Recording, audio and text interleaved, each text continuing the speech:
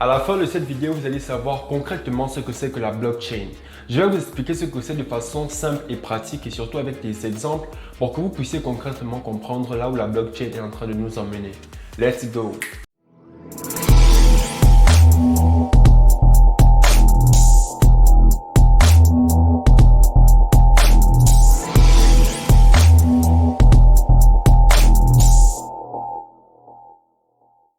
Bonjour à tous, bienvenue sur Crypto Afrique Future.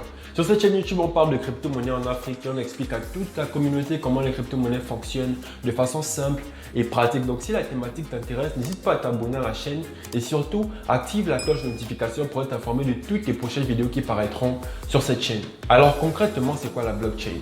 Pour vous permettre d'être dans le contexte et de mieux comprendre ce que c'est, je vais d'abord aller sur un plan traditionnel que vous connaissez certainement bien, pour qu'à travers ça, vous puissiez mieux comprendre c'est quoi exactement la blockchain. Alors, dans les banques, lorsque les transactions sont effectuées, il y a un registre en banque qui permet aux banques de vérifier les transactions qui sont émises sur le réseau de la banque.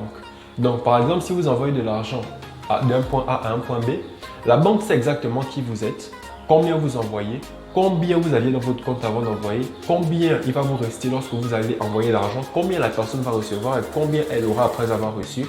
Toutes ces informations-là sont référencées dans ce registre-là par la banque. Et donc, ce registre-là, il n'est détenu que par la banque. Il n'y a que la banque qui peut vérifier ce registre-là. Il n'y a que la banque qui peut avoir accès à ça. Et surtout, la banque peut falsifier ce registre-là sans que personne ne puisse en être informé.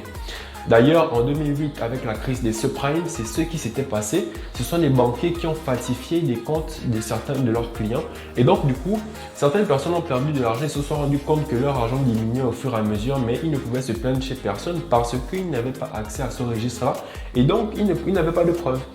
Et c'est ça le gros problème avec le système actuel. Les informations sont détenues par des groupes d'individus qui détiennent tout le monopole d'un secteur, d'une information ou de quelque chose de particulier.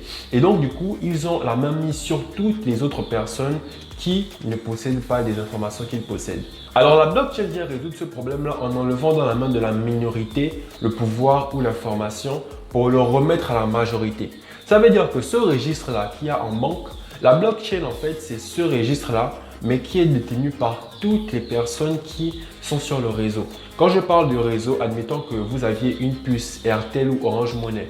Toutes les personnes qui possèdent des puces RTL ou Orange Money comme vous sont des utilisateurs du réseau RTL ou du réseau Orange Money. C'est exactement la même chose.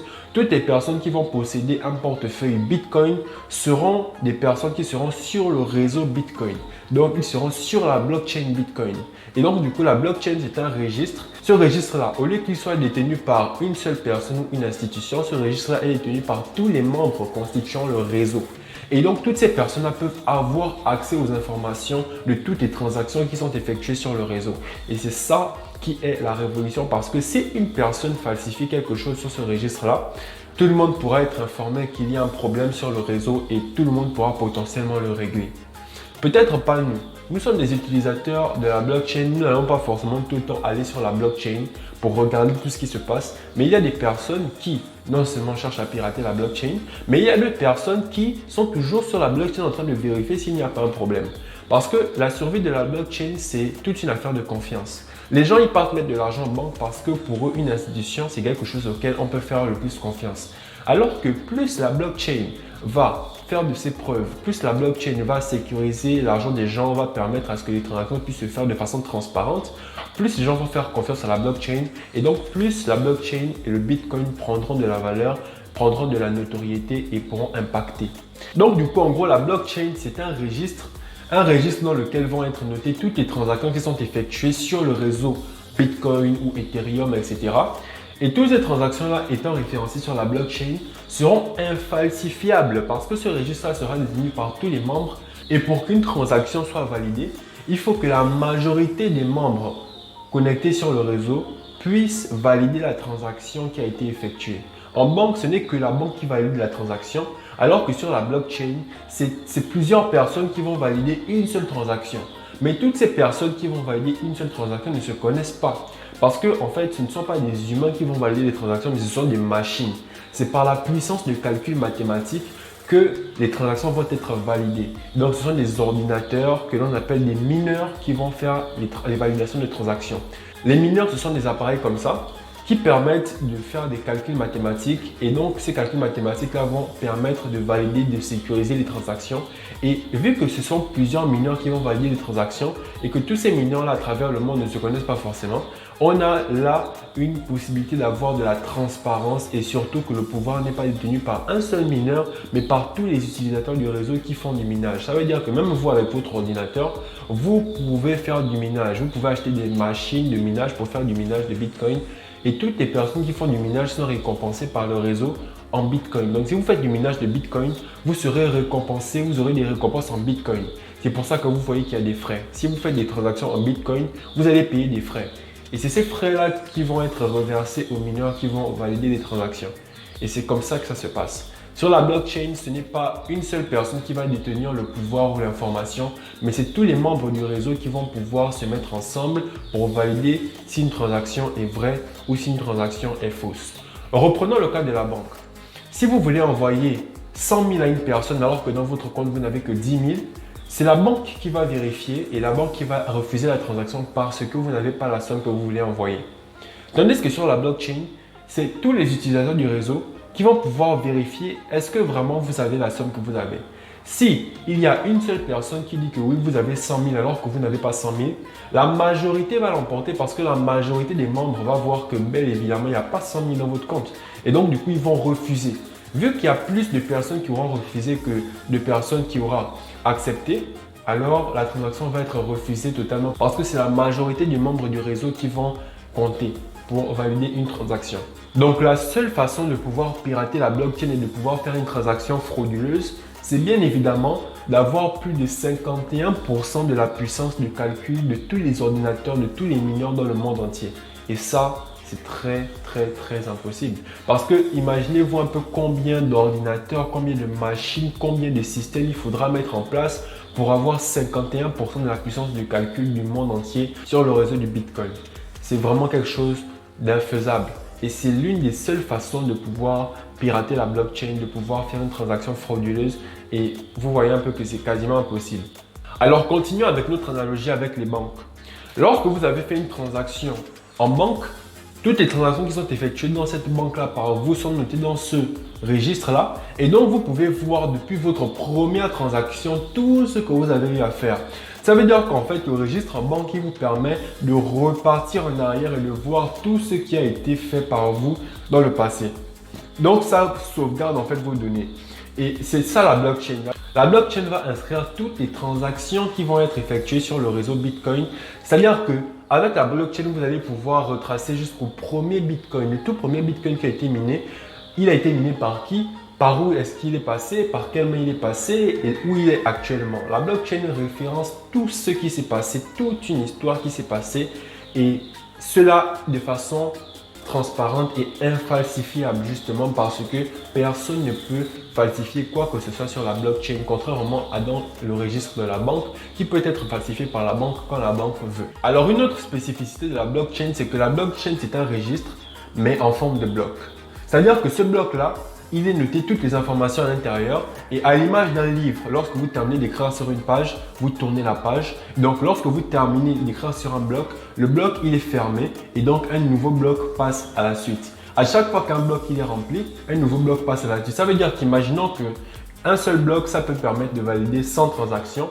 Une fois que les 100 transactions sont terminées dans ce bloc-là, le bloc suivant va passer. Ensuite, on va encore mettre des transactions, 100 transactions dans ce bloc-là, ainsi de suite. Donc, c'est une chaîne de blocs. La blockchain, c'est une chaîne de blocs dans laquelle toutes les transactions sont notées. Et donc, ces blocs-là sont scellés, c'est-à-dire qu'on ne peut plus les réouvrir. Une fois qu'une transaction est écrite sur la blockchain, on ne peut plus l'effacer, on ne peut plus rien changer. Et on peut retracer toute l'histoire depuis le début de la création de la blockchain, depuis le début de la première transaction Bitcoin et retrouver où est le premier Bitcoin qui a été créé aujourd'hui.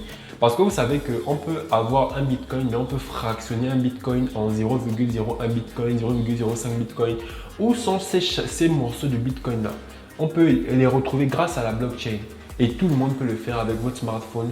Vous pouvez aller consulter la blockchain. Alors c'est ça en gros, la blockchain c'est un registre dans lequel vont être répertoriées toutes les transactions qui vont être faites. Ce registre-là, il est transparent parce que tout le monde peut y avoir accès et il est infalsifiable parce que ce sont les membres du réseau qui vont valider les transactions. Et si la majorité des membres du réseau ne sont pas d'accord avec la minorité d'informations frauduleuses, la majorité va l'emporter toujours sur la minorité. Alors les transactions ont 99,99% de chances d'être vraies. Contrairement à dans les banques où les transactions peuvent être effacées ou falsifiées par les banquiers sans que personne ne puisse en être informé. Alors maintenant concrètement, en quoi la blockchain est une révolution? Comme je vous disais dans une de mes précédentes vidéos, la crypto-monnaie n'est pas une technologie, mais la technologie c'est la blockchain. Et les crypto-monnaies ce n'est qu'une application de la technologie blockchain. Et donc du coup, grâce aux crypto-monnaies, on peut faire des transactions de particulier à particulier sans qu'il y ait d'intermédiaire au début grâce à ce système de blockchain. Et c'est ça la révolution, c'est le fait que la blockchain va venir enlever les intermédiaires, donc quasiment tout ce que l'on peut avoir comme secteur d'activité aujourd'hui pour que les gens puissent effectuer une transaction de particulier à particulier de façon transparente. Le pouvoir n'est plus dans les mains de la minorité, mais dans les mains de la majorité. Je vais vous prendre un exemple simple. Si vous avez par exemple un compte Google, dans votre compte Google, vous pouvez louer de l'espace de stockage. Ça veut dire que lorsque vous voulez avoir plus de stockage et stocker vos informations sur le cloud, vous pouvez acheter de l'espace de stockage. Mais c'est Google qui détient cette possibilité de stocker de l'espace de stockage. Donc, vous êtes obligé de passer par l'institution qu'est Google pour le faire. Alors qu'admettons que vous avez un smartphone qui a plus de 128 Go et admettons que vous utilisez seulement 28 Go de votre téléphone et vous avez 100 Go qui ne sont pas utilisés, vous pouvez louer votre espace de stockage grâce à la blockchain. Est-ce que vous voyez un peu là où on est en train d'aller? Dans un monde où tout le monde pourra avoir accès à tout ce qui est accessible uniquement aux géants de ce monde. Imaginez vous louer de l'espace de stockage de votre téléphone que vous n'utilisez pas. Ça vous fait un revenu passif que vous pouvez avoir grâce à la blockchain parce qu'on enlève l'intermédiaire qu'est Google pour vous donner la possibilité à vous de louer votre espace de stockage que vous n'utilisez pas. Un autre exemple, il y a ce que l'on appelle des smart contracts que l'on peut développer sur la blockchain. Admettons par exemple que nous avons une agence de voyage. Dans cette agence de voyage, là, vous prenez une assurance. Et dans cette assurance-là, par exemple AXA qui le fait déjà, AXA propose que si vous avez un vol et que votre vol il vient à 4 heures de retard, AXA vous rembourse 30% de votre billet. Donc ça, pour le faire, ça va prendre beaucoup de paperasse. C'est-à-dire qu'il faut d'abord que vous signalez à AXA que l'avion a eu un retard de 4 heures. Ensuite, il faut que AXA vérifie que le vol a bien été en retard de 4 heures. Ensuite, il faut qu'il y ait des papiers, des notaires, etc. Il y a beaucoup de paperasse à faire avant que vous ne soyez remboursé. Alors qu'un smart contract, qui est un contrat intelligent, contrairement à un contrat traditionnel, va permettre d'effectuer toute cette tâche de façon automatique. C'est-à-dire que quand l'avion va venir en retard, le smart contract, automatiquement, il va prévenir AXA. Et le smart contract va permettre à AXA de pouvoir automatiquement voir que l'avion est bel et bien arrivé en retard et automatiquement le smart contract va vous permettre d'avoir un remboursement. Donc ce schéma-là va se faire de façon automatique contrairement à s'il fallait passer par un contrat traditionnel. Le contrat traditionnel, vous l'avez signé parce que vous avez dit si l'avion vient à 4 heures de retard, vous devez me payer. Ça, c'est un contrat traditionnel alors que sur un smart contract, c'est un contrat qui est non seulement infalsifiable mais qui s'effectue de façon automatique. Regardez un peu là où nous sommes en train d'aller. Alors, au vu de tout ce que je viens de dire, vous pouvez peut-être me dire que bon, Internet aussi permet de faire des transactions de particulier à particulier. Et lorsqu'on a WhatsApp et quand on envoie un message, c'est de particulier à particulier. Lorsque l'on veut envoyer une photo, c'est de particulier à particulier. Ok, c'est vrai. Le peer-to-peer existe, bien évidemment, sur Internet également. Mais la limite d'Internet se trouve en fait au niveau du transfert de valeur. Si vous voulez envoyer une photo à quelqu'un, vous allez avoir la photo et vous allez envoyer une copie de la photo que vous avez à la personne. Mais vous allez toujours posséder la photo que vous avez envoyée. Et ça ne cause aucun problème lorsqu'il s'agit d'une photo ou d'un message. Mais s'il s'agit d'envoyer de l'argent, admettons que vous avez 10 000 que vous voulez envoyer à quelqu'un. Et que les 10 000 que vous envoyez, vous aussi, vous pouvez toujours posséder les 10 000 que vous envoyez. Ça cause un problème. Donc, au niveau du transfert de la valeur, il n'est pas normal que l'argent que vous avez, quand vous l'envoyez, vous possédiez toujours cet argent-là. Et c'est à cause de ça que vous ne pouvez pas le faire sur Internet. Donc du coup, lorsqu'il s'agit de transférer de l'argent, il n'est pas normal que vous puissiez posséder toujours les 10 000 que vous avez envoyés à quelqu'un. C'est pourquoi Internet trouve ses limites au niveau du transfert de valeur et que la blockchain vient justement pallier à ce souci-là en permettant grâce à la blockchain d'effectuer du particulier à particulier avec de la valeur sans pour autant qu'il n'y ait une duplication de l'information, une duplication de la valeur et que tout puisse se faire de façon transparente, sécurisé et décentralisé. Alors en gros, la révolution d'Internet, ça a été le transfert d'informations. Grâce à Internet, c'était plus facile et pratique de transférer l'information.